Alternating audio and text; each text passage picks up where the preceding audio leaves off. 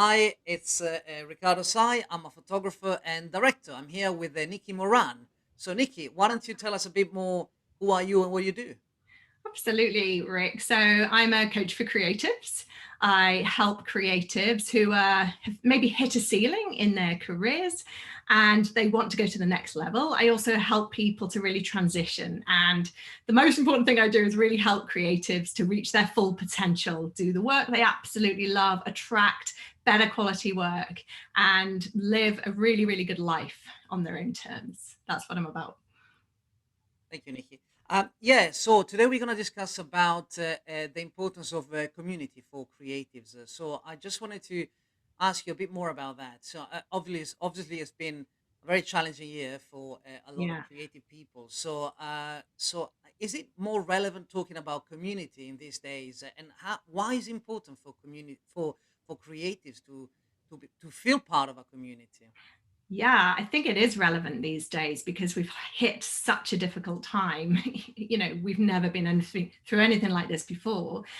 I've worked with creatives for many years, and creatives always love being part of community. Often, when people come to me, they come to me because they feel very isolated.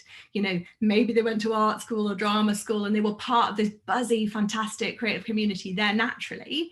And then when they left, they were freelance, and it can be very, very isolating having a creative career, and most people want to be part of something. But I think in when COVID happened, I think it just exaggerated the issue because many creatives do go off on jobs and meet people, and suddenly all musicians were at home, all directors were at home, we were all just there with our computers, feeling the weight of isolation, and feeling even more lonely than perhaps we're used to. But at the same time, COVID was amazing for building community. I got to know everybody in my local community here, by first name. I know all my neighbors. So there was something really beautiful that started to happen during COVID. Yeah. And because of what was going on, it made me realize how important community was. And so I set up a little community, which has been really, really very, very fulfilling for me, and you're part of that community. So it'd be great to know your experience. Yeah. Well, yeah, you created this community a few months ago. It's called Thrive, Yeah. and it's great. I really like it. But I was also interested to understand more, in your opinion, why do you think creatives um, somehow they're a bit more reluctant to connect with each other, but in a way, perhaps COVID, in a way, changed perhaps that. I don't know. I mean, what do you think? Is that I think there's a dichotomy with creatives because, on the one hand, creative people are wired to want to do their own thing. They're natural rebels. They're naturally wanting to express their individuality. So I think that takes us away from wanting to be part of the pack. But at the same time, as I said at the beginning, most creatives crave being part of something.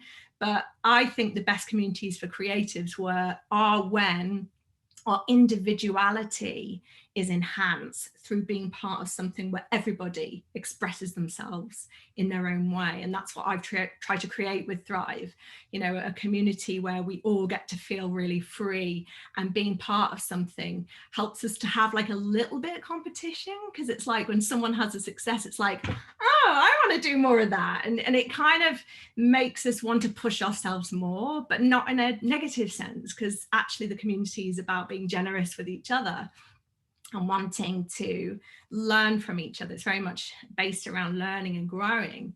But yeah, I do think a lot of creatives feel this need to prove themselves, or ambitious creatives want to be successful, and I think that it innately creates a sort of competitive element amongst creative people, but I don't necessarily think it's necessary. I think if we see ourselves as absolutely unique, original, we don't need to compare ourselves with anybody else. We can just do our thing in our best way. Yeah, absolutely. And I must say, it's a great community, the one that you created. It's a Yeah. it's a small group, but it's great. It's really it's It's really like a nice. family. Yeah, it's like meeting people in your in your living room, Yeah. or at the cinema or at the pub. I know it's not the same, but It's it's it's it's exactly my intention though, Rick, because yeah, I feel like I've been a trainer for many years and I know what it's like to facilitate groups and facilitate learning experiences. And I think what you need to do is put people at ease yeah, and create a kind of very, very relaxed atmosphere where people feel able to say what they think rather than feel like, oh, if I say that, someone's going to judge me. So yeah. it's really intentional. And also, I think is that what is really nice is that I mean, you set it up so you have meetings twice a week, on a Yeah. morning and on a Friday, and Yeah.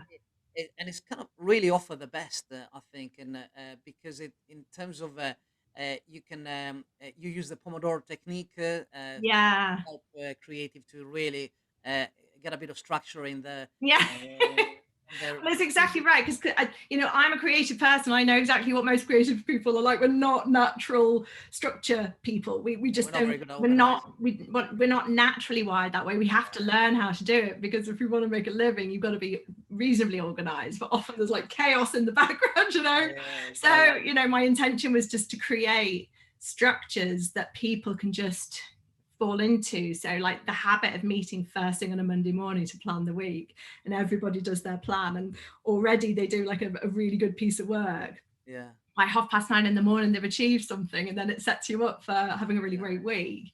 And then we bookend. So the end of the week is Friday, where we share something that inspired us that week or something that went well. Because I think often we are hard on ourselves. We're our own worst enemies because we might have had a really busy week, but we might focus on that one bit of work that we didn't do quite as well as we could have done. yeah, And then we fixate on that and then we get worried over the weekend. yeah. So I try and set it up so people develop more positivity about their own work and see the progress that they're making over time. So that's why at the end of the week we celebrate.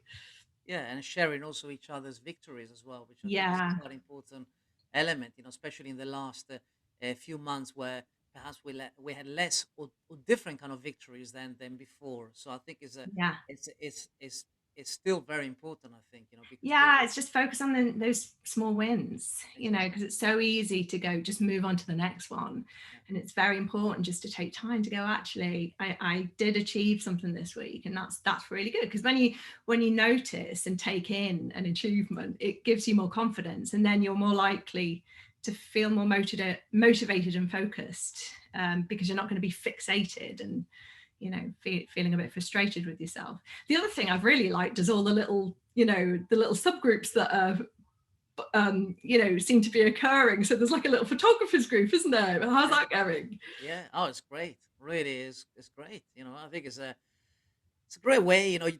We talk about different. We only started like a week ago, but Yeah, it's nice.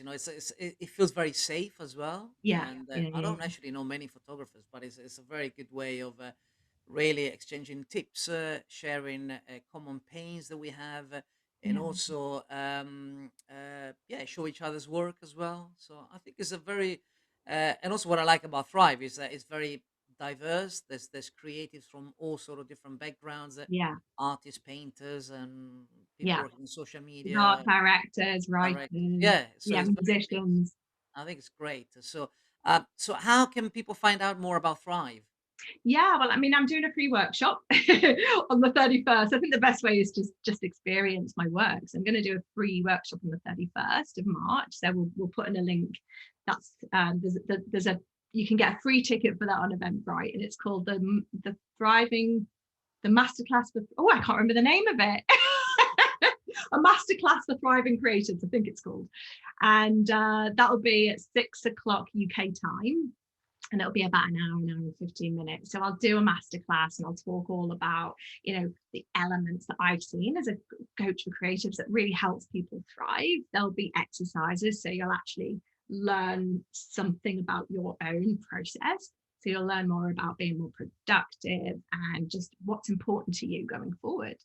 And then I've got a new 12-week program starting on the 6th of April. So I'll open the doors when I do that free session and people can join, because I only open the doors every 3 months because we do like three Fantastic. three monthly blocks.